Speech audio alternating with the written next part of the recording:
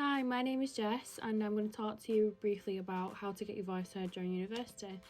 So I did my Bachelor of Science degree in Forensic Psychology at Manchester Metropolitan University, bit of a mouthful, and I also am currently studying for my Master's degree in Forensic Psychology at MMU. Hoping to go down the doctorate route, but we'll have to see how things go. So I think there's multiple ways to get your voice heard during university. One of the main ones for me personally was being a student representative, which is an extremely important role. That entails having, I think it's about 4 meetings per year with the staff and faculty. And it's just relaying any concerns that your cohort may have regarding the course, regarding student life in general, regarding the lecturers. And it's also to give praise to the people that need it, so it's not all doom and gloom all the time. What I had to do was gather feedback from the forensic psychology cohort about concerns, praises, anything in general that they wanted me to pass on to the faculty or staff. And then I'd collate that. There was different ways you could do it, so you could get it online, you could do like a ballot box, you could just go and ask people and write down notes, just any kind of way that you could have gotten feedback. So what I did was I asked my lecturer to send out an email before our forensic psychology lectures, just to say, you know, we're having the forensic psychology meeting in a week or so, try and give as much feedback to the student reps as you can. So once I'd gathered all the information that people needed, we attended the meetings, which were face-to-face. Obviously with COVID it would be completely different now, it'd be over Teams, but when I was doing it, it was face-to-face, pre-COVID.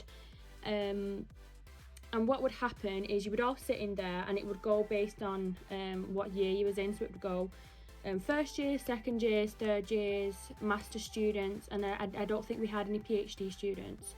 But yeah, and then we'd go through it, they'd do the pleasantries, things like that, you get your team coffee, and you would be asked to give your feedback from your cohort, and then what would happen is the chair, who for us it was Elaine, I can't remember her last name, we would give the feedback, they would take down notes, and anything that they could resolve right then and there they would.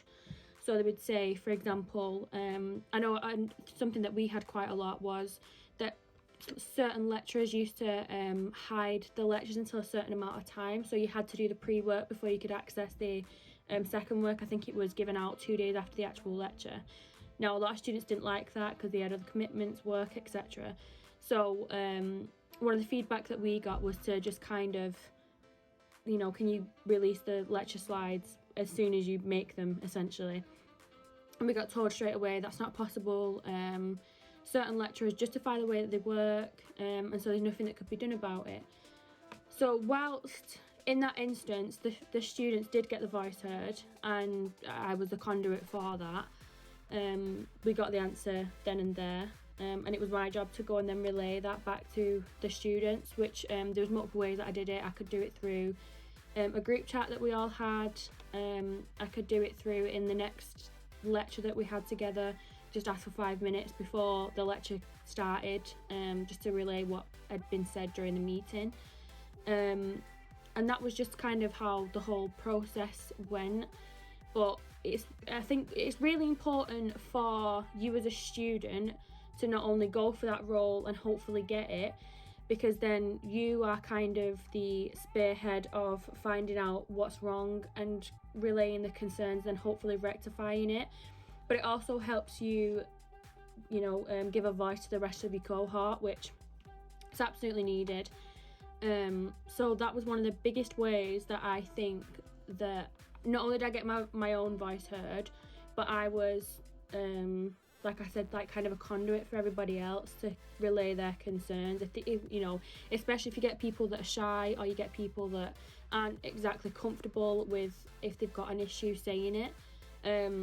So that's a really good way for not only for yourself, but to, you know, be that kind of team leader for other people.